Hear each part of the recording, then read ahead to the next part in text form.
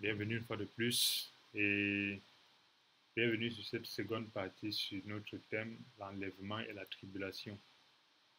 Nous avons vu précédemment, l'enlèvement était expliqué très clairement comme un rassemblement des morts et des vivants, les morts étant au Sheol. Et nous avons vu des exemples de morts qui étaient au Sheol, Lazare, Abraham. Et l'enlèvement était le rassemblement entre les morts et les vivants avec Jésus-Christ qui était déclenché lors de la trompette qui sonnait après que le soleil et la lune se soient obscurcis. Alors, un autre passage qui parle de la tribulation, nous allons regarder Luc, nous allons regarder Matthieu 24. Matthieu 24, il est écrit,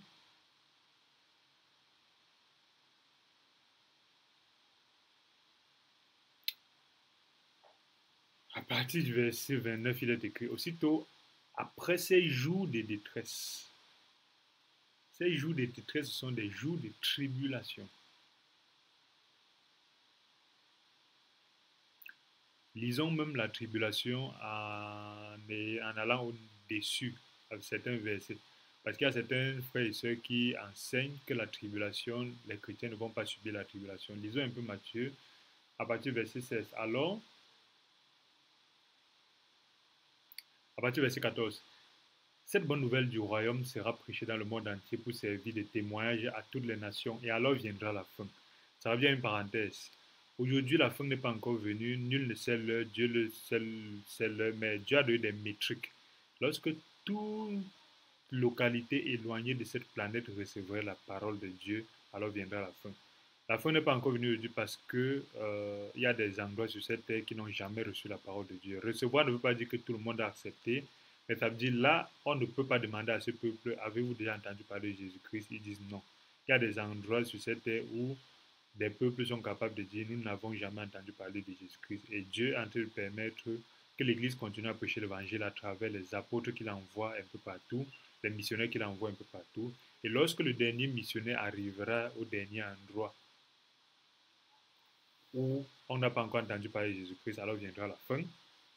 Comme le dit Matthieu, le verset 14 le dit, alors viendra la fin. Verset 15. C'est pourquoi lorsque vous verrez l'abomination et la désolation dont a parlé le prophète Daniel établi en lieu saint, que celui qui lit fasse attention, toi qui lis, fais attention. Comment tu verras l'abomination? C'est très clairement expliqué dans le livre de Apocalypse. L'abomination, c'est cette globalisation. Ça a commencé par la globalisation, après c'est la standardisation, après c'est l'eugénisme, après c'est ce monde dans lequel on essaie de faire que tous les êtres humains soient unanimes et pour être piloté par une clique de personnes. Après cette clique de personnes, cet être humain-là serait piloté par une seule personne qui est l'antéchrist, qui va venir avec des grands pouvoirs, il va venir avec des grandes philosophies tellement puissantes que toute personne scientifique normale voudrait que c'est impossible de ne pas fonctionner avec lui. Parce qu'en réalité, vous comprenez que, ceci c'est une parenthèse encore, les musulmans attendent un autre prophète après Mohammed. Ce prophète-là, c'est un prophète qui va unifier l'islam avec toute la terre entière. Les bouddhistes attendent, je pense, le cinquième ou le sixième Bouddha, qui est un Bouddha qui va unifier le bouddhisme avec toute l'humanité. Les chrétiens n'attendent pas Jésus pour qu'il vienne unifier, mais ils attendent pour qu'il vienne pour le jugement. C'est ça une grande différence. Toutes les autres religions attendent en fait un prophète qui va venir, ils appellent ça amener la paix sur terre. Et Apocalypse explique ça en détail. L'ONU attend un moment où l'ONU attend aussi cette personne-là qui va venir amener la terre, la paix sur terre, utiliser l'intelligence artificielle pour rendre tout bien, il n'y aura plus de guerre, ainsi de suite. Mais on va étudier ça un autre jour. Mais Dieu dit, pour toi qui comprends, pour toi le chrétien, tu dois, dès que tu vois ces choses-là, tu comprends. Ça veut dire, nous ne sommes pas contre les vaccins, nous ne sommes pas contre les puces qu'on met, pour rien. Nous sommes contre ça par rapport à des métriques bibliques. Ce n'est pas par rapport à des choses que nous disons tout simplement. Mais les vaccins sont très bien. sauf s'ils sont utilisés dans des cas de zombification de l'humanité. Alors, cette bonne nouvelle du royaume sera prêchée dans le monde entier pour servir de témoignage à toutes les nations. Alors viendra la fin. C'est pourquoi, le verset 16 dit, alors que ceux qui seront en Judée fuient dans les montagnes. Ça, c'est dans la tribulation. Que les frères et sœurs ne pensent plus qu'on n'y aura pas de tribulation, on va se la couler douce, après on va être enlevé au ciel. C'est ceux qui vont rester qui vont souffrir. Non. On dit que celui qui est sur le toit ne descende point dans la maison, que celui qui sera dans les champs ne retourne pas en arrière prendre son manteau. Malheur aux femmes qui sont enceintes et qui allaiteront ces jours. Priez pour que votre fuite n'arrive pas en hiver, ni un jour de sabbat. Car alors la détresse sera si grande de cette tribulation-là. Et c'est encore bien expliqué dans Apocalypse, je pense, le chapitre 6, où Dieu explique les détails. Parce que ces détails-là sont gérés par, je pense, les chevaux. Un cheval noir, un cheval blanc, un cheval gris, un cheval pâle, un cheval, ainsi de suite. C'est eux qui viennent avec des mots. Ils jettent ça sur la terre pour la tribulation. Et c'est après cette tribulation-là que vient la colère de Dieu. Parce que beaucoup de personnes confondent la tribulation, l'enlèvement et la colère de Dieu. La colère de Dieu ne touche pas justement les saints, mais la tribulation touche les saints. La colère de Dieu, c'est vraiment contre ceux qui ont refusé Jésus-Christ. Nous ne sommes pas sujets à la colère de Dieu, mais nous sommes sujets à la tribulation. Alors, le verset 21 dit, car alors la détresse serait si grande qu'il n'y en a point eu de pareil depuis le commencement de la terre jusqu'à présent et qu'il n'y en aura jamais. Et si ces jours n'étaient pas abrégés, personne ne serait sauvé. Mais à cause des élus, ces jours sont abrégés. À cause des élus, vous voyez, la tribulation a été temporisée à cause des élus pour que Dieu n'a pas laissé ça aller à un terme, à un niveau très élevé à cause des élus. Si quelqu'un vous dit alors le Christ est ici, il est là, ne le croyez pas. Car il s'élèverait des faux Christ, des faux prophètes. Ils feront des grands prodiges et des miracles au point de séduire, s'il était possible, même les élus. Vous voyez que ces élus-là sont sur terre, ils ne sont pas au ciel. Ils sont au-dessus de terre. C'est parce que ces faux Christ-là viennent au milieu des hommes. Les élus ne sont pas assis au ciel pour que Dieu abrège, en train d'intercéder pour que Dieu abrège la tribulation. Ces élus-là sont sur terre, parce que ces faux Christ-là sont sur terre. Donc c'est parce que ces élus-là sont sur terre en train de subir la tribulation que Dieu abrège. Ce qui est totalement en désaccord avec la pensée de penser que les élus sont extraits du monde avant que la tribulation n'arrive. Et le verset 25 dit, voici que je vous ai annoncé. Si donc on vous dit, voici il est dans le désert, n'y allez pas. Il est dans les chambres, ne le croyez pas. Car comme l'éclair part de l'Orient à l'Occident, se montre jusqu'à l'Occident, il serait de l'avènement du Fils de l'homme. Quelques lieux que soient les cadavres, là s'assembleront les aigles. Le Fils de l'homme viendra et tout œil le verra. Il viendra après le son de la trompette. Aussitôt après ces jours de détresse, après la tribulation, donc aujourd'hui nous parlons de la tribulation, le soleil s'obscurcira. Je vous ai parlé de ça dans la précédente vidéo. Il y a la tribulation, le soleil et la lune s'obscurcissent, il y a le chant de la trompette, Jésus vient, Jésus vient et c'est là que déclenche l'enlèvement. Vous voyez, la tribulation vient avant l'enlèvement. Jésus vient, les morts ressuscitent et les vivants montent avec eux, ainsi de suite. Et c'est encore clairement expliqué dans la parole. Aussitôt, verset 29 de Matthieu 24, aussitôt après ces jours, les détresse de soleil s'obscurcira, la lune ne donnera plus sa lumière.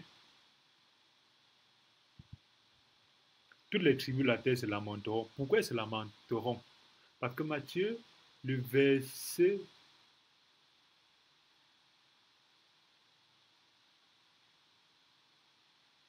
14 a expliqué que cette bonne nouvelle sera prêchée par toute la terre entière et alors viendra la fin. La fin vient lorsque toutes les tribus de la terre ont reçu le message de Jésus-Christ. Aujourd'hui, toutes les tribus de la terre n'ont pas encore reçu le message de Jésus-Christ. C'est pour ça que l'Église continue à faire son travail de prédication de l'Évangile. Lorsque toutes les tribus recevront le travail de Jésus-Christ, la solution finale de Dieu, l'homme de Dieu, la solution terminale du Seigneur Jésus-Christ, qui est celui-là qui résout le problème du péché, indépendamment de ta religion, de ta croyance, de ta tribu. Alors viendra la fin. Et c'est pour ça que lors de la tribulation, après la tribulation, lorsque Jésus viendra, toutes les tribus étant au courant de lui, puisqu'ayant été informés par des missionnaires, par des apôtres, par des chrétiens, ils se lamenteront. Pourquoi?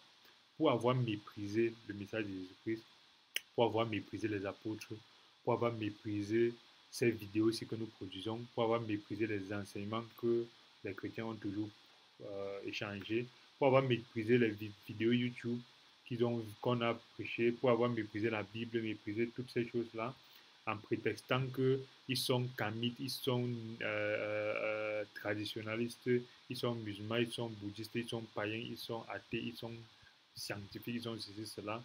Alors viendra ce qu'on appelle ici les pleurs du mollet. Alors viendront les lamentations. Toutes les tribus de la terre se lamenteront. Où seront leurs dieux? Où seront leurs ancêtres en ce moment-là? Où seront leurs écorces? Où seront leurs gris-gris? Où seront leurs puissances? Certes, ça existe. Mais tout ça est en dessous du roi des rois, qui n'est pas le Dieu des Blancs, comme c'était essayé de proposer, mais c'est le Dieu de l'humanité. Alors, le Fils de l'homme venant sur la nuit et le ciel avec une puissante et grande gloire, il enverra ses anges avec les trompettes retentissantes. Vous voyez la notion de trompette que nous avons étudiée précédemment. Ces anges-là sonneront le son de la trompette. Ils rassembleront les élus des quatre vents, depuis l'extrémité des cieux jusqu'à l'autre. Alors voilà comment la tribulation vient d'abord et après vient Jésus. Et il vient clairement pour rassembler les élus. Et 1 Thessaloniciens 4 explique encore qu'il rassemble d'abord les élus qui sont dans le Sheol, dans l'Hadès. Il rassemble d'abord nos grands-parents qui sont partis avant nous, et peut-être nous qui serons aussi partis dans quelques années. Alors, le verset 26 de Matthieu 13 aussi explique, alors on verra le Fils de l'homme venant sur les nuées avec une grande puissance et de grande gloire. Alors il enverra ses anges, il rassemblera les élus des quatre vents à l'extrémité de la terre. Instruisez-vous par une comparaison, ainsi de suite. Luc 21 aussi, c'est une parole qu'il faut étudier. Luc 21 dit, à partir du verset 27 dit, alors on verra le Fils de l'homme venant sur la nuit avec puissance, ainsi de suite. Donc tous ces passages-là parlent de la même chose. Et ces passages-là nous expliquent clairement que l'enlèvement qui vient après Jésus-Christ est précédé donc par la tribulation qui a été même temporisée à cause des élus qui étaient parmi les gens qui souffraient.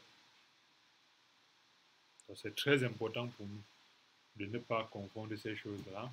Et la tribulation dans la Bible, en fait, est évoquée sur plusieurs endroits. La tribulation, déjà, pour qu'il n'y ait pas de confusion, c'est une mésaventure biblique. Au niveau étymologiquement, la tribulation s'explique en termes de mésaventure, maltraitance, situation difficile. Or, la tribulation a commencé depuis au milieu des chrétiens. Je ne comprends pas pourquoi les frères et sœurs pensent que la tribulation va nous échapper. On a commencé à nous maltraiter depuis. Chaque jour, les chrétiens sont persécutés sur cette terre, tués à cause du christianisme. Ça, c'est la tribulation. On dit, soit tu renies ce Jésus-Christ-là, on te laisse en vie, soit à cause de lui, on te vide du travail, on te tue, on te détruit, on te fait ceci, on te fait cela. Ça, c'est la tribulation. La tribulation, c'est une persécution. Et Matthieu 13 dit, mais il n'y a pas de racine en lui-même, il manque de persistance.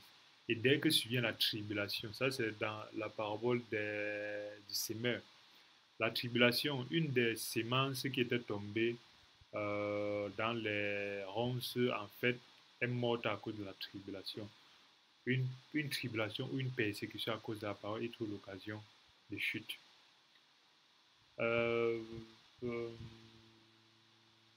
Acte 7, verset 10 dit, mais Dieu fut avec lui et il le délivra de toutes les tribulations. Il lui donna la sagesse et fit trouver grâce devant Pharaon. Ça veut dire que la tribulation, c'est quoi? Une persécution de la tribulation, c'est la persécution de celui qui a Dieu pour qu'il renie sa foi. Car beaucoup de tribulations, acte 14, fortifiant l'esprit des disciples, les exhorta à persévérer dans la foi en disant que c'est par beaucoup de tribulations qu'il nous faut entrer dans le royaume des cieux. Vous voyez, la Bible explique très clairement que le chrétien doit être persécuté. C'est par beaucoup de tribulations que le chrétien entrera dans le royaume des cieux. Acte 14, verset 22 le dit clairement. Acte 20, verset 23 dit seulement de ville en ville, l'Esprit Saint m'avertit que les liens et des tribulations m'attendent, les persécutions. Vous voyez, Paul n'a pas échappé aux tribulations. Pourquoi voulez-vous échapper aux tribulations aujourd'hui? La tribulation, l'angoisse sur Acte Romains 2, verset 9, la tribulation, l'angoisse sur toute âme d'homme qui fait du mal. Le juif premièrement, le grec ensuite, ainsi de suite, ainsi de suite, ainsi de suite. Donc la tribulation est évoquée près de 22 fois dans le Nouveau Testament.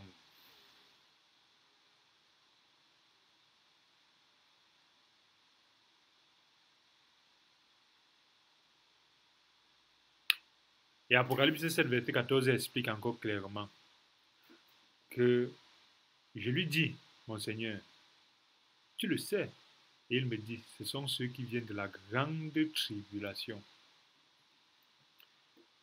Il parle comme ça des saints. Et ils ont lavé leur robe et ils ont blanchi leur robe dans le sang de l'agneau. Apocalypse 7, verset 14 explique très clairement le reste les saints qui vont venir à Dieu en sortant de la grande tribulation. Donc je pense que ça clôt directement le débat ou la confusion de dire que les chrétiens ne vont pas subir la tribulation. Mais nous continuons quand même à étudier la parole parce que c'est très important pour nous de pouvoir partager ensemble, pas parce que nous détenons la vérité, mais parce que en tant qu'enfants de Dieu, ces éléments doivent être clairs pour nous, la tribulation et l'enlèvement. Alors nous continuons encore à regarder au niveau de Apocalypse chapitre 6. Regardons au niveau de l'Apocalypse chapitre 6. Le chapitre 6 de l'Apocalypse. C'est là que nous regardons en détail, de façon spécifique, le déroulement de la tribulation.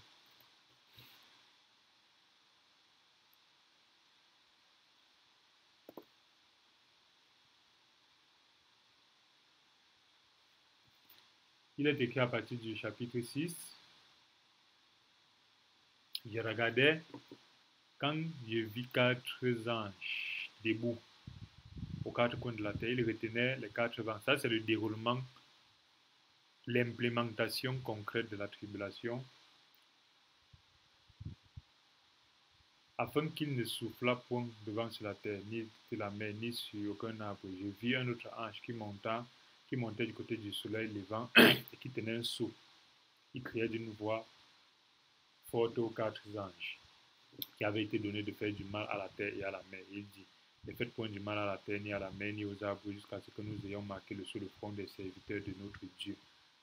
Oui, sur terre, il y a les serviteurs de Dieu parmi cette souffrance-là, et des sceaux sont marqués sur eux pour pouvoir distinguer, en fait, lors de la tribulation. Et c'est ces élus-là dont parle Matthieu, qui, par pitié de Dieu, va abréger la tribulation. Alors, il explique, elle arrive au niveau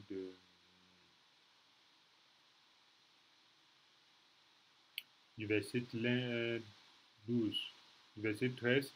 Et l'un des vieillards prit la parole et me dit, ceux qui sont revêtus des robes blanches, qui sont-ils? D'où sont-ils venus? J'ai dit, mon Seigneur, tu le sais. Il me dit, ce sont ceux qui viennent de la grande tribulation. Ils ont lavé leurs robes et les ont blanchis dans le sang de l'agneau. C'est pour cela qu'ils sont devant le trône. Vous voyez, ceux qui ont échappé à la grande tribulation sont devant le trône. Et ce ne sont pas des méchants, des mauvais, des pécheurs, non, ce sont des élus. Alors, Dieu leur donne l'assurance qu'après cette tribulation-là, vous me servirez. Il est et 13 vous n'aurez heures. plus faim, vous n'aurez plus soif au verset 16, et le soleil ne vous frappera plus. L'agneau qui est au milieu du trône vous pétera et vous conduira vers les sources d'eau, et Dieu essuiera les larmes de leurs yeux. Nous étions dans Apocalypse 7, pardon, Apocalypse 7. Mais lorsque nous regardons Apocalypse 6, donc c'est l'ouverture des six sceaux qui sont l'implémentation justement de cette trône, de cette tribulation-là. En disant, vous allez voir les différents chevaux avec les sceaux qui sont ouverts à chaque fois. Et c'est ça qui nous permet de comprendre en fait que la tribulation elle-même viendra, comme Matthieu 24 l'a expliqué, après que l'antéchrist ne soit établi. L'antéchrist étant cette personne-là qui va venir en présentant la paix sur terre, en présentant l'harmonie, qu'il n'y a plus de guerre. Et la parole de Dieu dit que cet antéchrist-là serait même puissant en fait. Et tout le monde serait d'accord avec lui. En lisant le livre d'Apocalypse, c'est très clair. Tout le monde serait d'accord avec lui parce qu'en réalité, il va résoudre les problèmes des hommes. Et lorsqu'on résout les problèmes des hommes, on est adoré. Donc, en réalité, c'est après l'antéchrist où l'être humain dira paix et tranquillité sur cette terre. C'est en ce moment que viendra donc la tribulation. Et cette tribulation-là, en fait, l'antéchrist est comme la bête de l'Apocalypse 13. Cette bête-là est une représentation spirituelle de l'antéchrist qui est une personne physique. Qui est une personne physique. Et nous allons étudier ça encore plus en profondeur. Et c'est très important pour nous donc de pouvoir ne pas nous, nous éloigner en fait des bases bibliques parce que l'Église n'est pas séparée en deux. Ceux qui vont recevoir l'enlèvement, ceux qui ne vont pas recevoir l'enlèvement. L'enlèvement n'est qu'une étape de la fin du monde, décrite par Jésus-Christ. Donc lorsque nous utilisons Matthieu 25, les paraboles des 10 vierges, pour dire que 5 vierges qui ont l'huile, 5 vierges qui ont l'huile sont celles qui seront enlevées et celles qui n'ont pas l'huile sont celles qui seront jetées dans la tribulation. Ce n'est pas ce qu'il est dit. Dans Matthieu 25, Dieu nous explique tout simplement qu'il faut clairement être toujours en attente, toujours au taquet, toujours être prêt pour le jour du jugement. Et pour ça, il ne faut pas qu'on lâche. Ce n'est pas pour dire que, parce qu'en réalité, lorsque nous regardons Matthieu 25, qui est souvent utilisé pour expliquer que certains seront enlevés, d'autres pas, Matthieu 25, nous regardons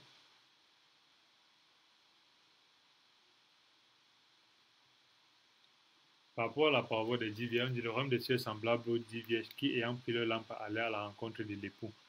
Les 10 vierges ne sont pas les femmes de l'époux, déjà. Ce sont les filles d'honneur, les demoiselles d'honneur. 5 d'entre elles étaient folles, 5 d'entre elles étaient sages. Les folles, en prenant leur lampe, ne prirent point d'huile. L'huile ici représente le Saint-Esprit. Il y a beaucoup d'églises aujourd'hui qui ont mis le Saint-Esprit de côté. On adore le pasteur, on adore le prophète, on adore le bishop. Même quand on parle du Saint-Esprit, c'est pourquoi on donne le passeport, pourquoi on donne le mari, pourquoi on guérit.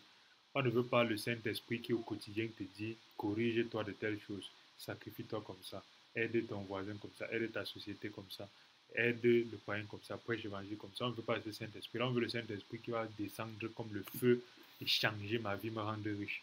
Et ça, ce n'est pas le Saint-Esprit. Ça, c'est l'esprit de l'évangile, de la prospérité. Et on cache ça derrière le Saint-Esprit. Le Saint-Esprit, c'est l'huile. Donc, beaucoup d'églises sont aujourd'hui méprisées, ont méprisé le Saint-Esprit. Alors, dans la dernière partie, nous allons reparler du Saint-Esprit, évoquer la parabole des vierges et faire un condensé justement de l'enlèvement, la tribulation. Et merci. N'oubliez pas de vous abonner, de cliquer sur la cloche de notification, de cliquer sur le bouton s'abonner pour pouvoir être notifié de toutes nos nouvelles vidéos. Merci et à bientôt.